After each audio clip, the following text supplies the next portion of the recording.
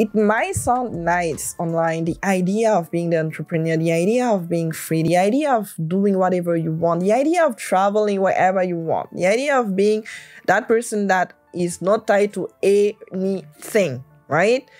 But all the sacrifice that you have to make, especially at the beginning, can cost you a lot more than you even can think about. In my own life, I have to say no to so many things sometimes. I have to think about the amount of sleep that I need to have in order to be online, in order to be in front of the camera and talking to you guys.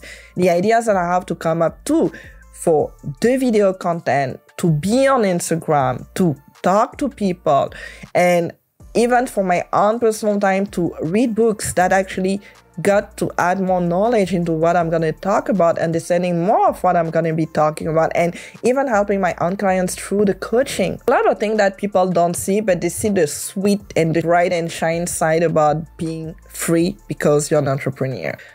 Your business becomes your life when you are not careful. This is what happened with my dad, right? I was seeing my dad less and less, and I was so used to it.